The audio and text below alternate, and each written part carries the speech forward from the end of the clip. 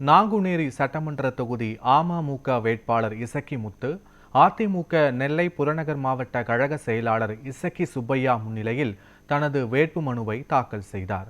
முன்னதாக வேட்புமனு தாக்கல் செய்வதற்காக வந்த அமமுக வேட்பாளர் இசக்கி முத்துவிற்கு தேசிய ஜனநாயக கூட்டணியினர் உற்சாக வரவேற்பு அளித்தனர். அப்போது அதிமுக நெல்லை புறநகர் மாவட்ட கழக செயலாளர் இசக்கி சுப்பையா உள்ளிட்ட கூட்டணி கட்சி நிர்வாகிகள் உடன் இருந்தனர்.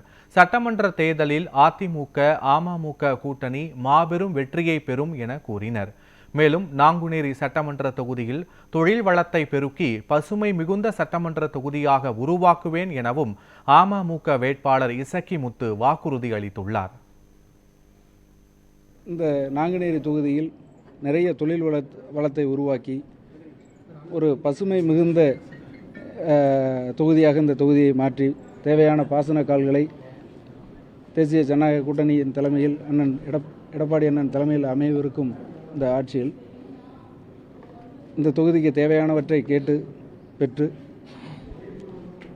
ஒரு தன்னிறைவு பெற்ற ஒரு தொகுதியாக மாற்றுவேன் என்று நான் எனது மக்களுக்கு தெரிவித்துக் கொள்கிறேன். நல்ல அமோக வரவேற்பு உள்ளது தேசிய ஜனநாயக கூட்டணிக்கு. எங்களது கூட்டணி தலைவர்களும் நிர்வாகிகளும் தொண்டர்களும் மிகுந்த ஒற்றுமையோடு செயலாற்றுகிறார்கள். அதனால் நாங்கள் என்ன செய்ய போகிறோங்கிறத ஒரு பக்கம் நாங்கள் சொல்லிகிட்டு இருக்கோம். ரெண்டாவது, மக்கள் ஏற்கனவே உணர்ந்திருக்காங்க.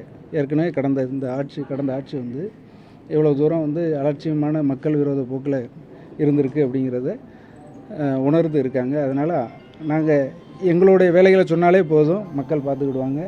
கிட்டத்தட்ட 40,000 to 50,000 வாக்குகள் வித்தியாசத்திலேயே நாங்கள் வெற்றி பெறுவோம் என்று நான் தெரிவிச்சுக்கிறேன்.